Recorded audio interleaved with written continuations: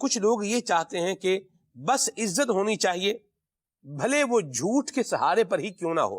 عزت ہی ملے جو جھوٹ کے سہارے ہی کیوں نہ ہو، یہ تو ایک عام انسان سے بھی اگر پوچھا جائے تو وہ کہے گا یہ غلط ہے، یہ درست نہیں ہے۔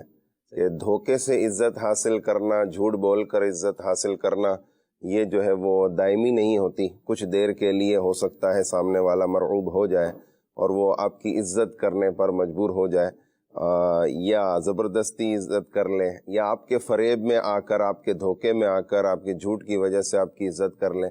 لیکن حقیقی عزت جو ہے نا یہ نہیں ہے۔ حقیقی عزت وہی ہے جو اللہ پاک ہمیں عطا فرمائے، اور اللہ ہی عزت دینے والا ہے، اللہ ہی ذلت دینے والا ہے۔ ہمیں اللہ پاک سے عافیت کا سوال کرنا چاہیے۔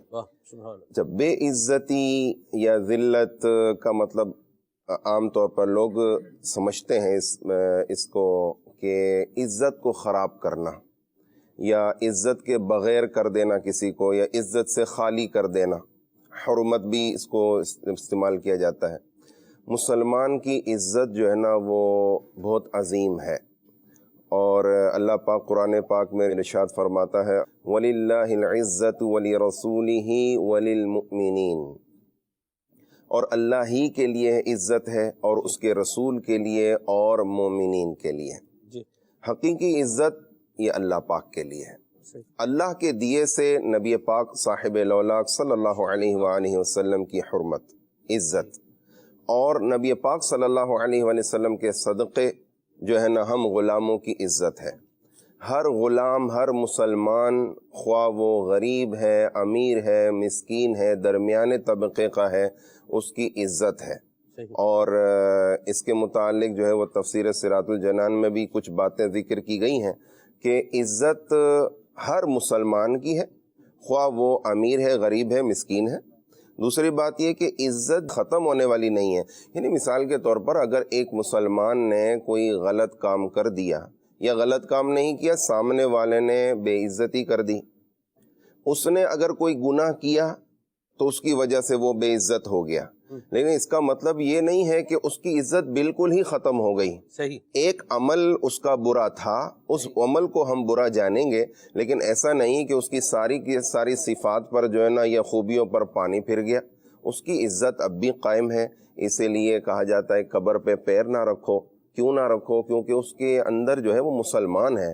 اچھا، یہ نہیں ہے کہ اندر وہ ولی کامل ہے یا نیک انسان ہے، گناہگار انسان بھی عام عوام میں سے بھی ہے، تو اس کی قبر پر بھی پیر رکھنا ناجائز ہے، یہ گناہ ہے۔ تو مسلمان کی عزت ہے، مسلمان کی عزت ختم ہونے والی نہیں ہے۔ اگر کوئی غلطی کی وجہ سے اس کی بے عزتی ہو جاتی ہے معاشرے میں، تو ہمیں یہ نہیں سمجھنا چاہیے کہ 100% جو ہے نا وہ بے عزت اب اس کی عزت تو ہے ہی نہیں، اسے لپیٹتے رہو اور اسے جو ہے نا وہ اور ذلیل کرتے رہو، یہ طریقہ بہرحال درست نہیں ہے۔ نبی پاک صلی اللہ علیہ وآلہ وسلم نے خانہ کعبہ کے سامنے کھڑے ہو کر ارشاد فرمایا، اے کعبہ، ایک مسلمان کی عزت تجھ سے زیادہ ہے۔ صحیح، یعنی ایک شخص، گویا کہ اس کو یوں سمجھا جا سکتا ہے کہ کسی نے کعبے کو ڈھا دیا، گرا دیا، اور ایک شخص نے مسلمان کی بے عزتی کی، دل آزاری کی، دل توڑ دیا، ذلت کی، تو دونوں گناہ گار ہیں، دونوں ہی کبیرہ گناہ کے مرتکب ہیں، لیکن مسلمان کی بے عزتی کرنے والا، دل آزاری کرنے والا، تکلیف دینے والا، وہ زیادہ گناہ گار ہے کعبے کی دیوار کو ڈھانے سے۔ مسلمان کی عزت کو ہمیں سمجھنا ہوگا تاکہ ہم ذلت اور بے عزتی سے دور رہیں۔ ان کی عزت اگر ہم نہیں کریں گے تو پھر ہماری کون عزت کرے گا؟ وہ ایسے کہتے ہیں نا کہ ہسٹری ریپیٹس اٹ سیلف، تاریخ اپنے آپ کو دہراتی ہے۔ آپ مسلمان، خواہ امیر ہے، غریب ہے یا درمیانے طبقے کا ہے، آپ اس کی عزت کریں، نہ بھی دل چاہ رہا ہونا تو عزت کیجئے، انشاءاللہ لوگ آپ کی عزت کرنا شروع کر دیں گے۔ کیا بات!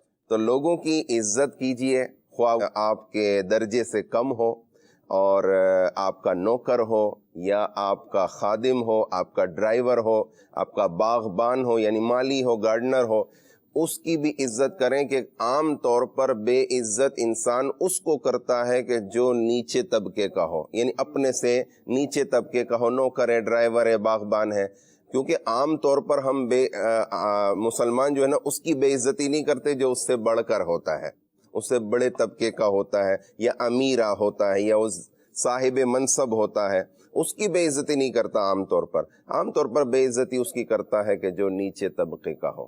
لہٰذا ہمیں علم رکھنا ہوگا کہ ہر مسلمان کی عزت ہے، خواہ وہ پھٹے پرانے کپڑے میں ملبوس ہو یا وہ عام کپڑے میں یا اچھے کپڑوں میں ملبوس ہو، ہمیں اس کی عزت کرنی ہوگی تاکہ معاشرے میں جو ہے نا وہ بے عزتی ختم ہو، ذلت ختم ہو اور ایک عزت والا معاشرہ قائم ہو۔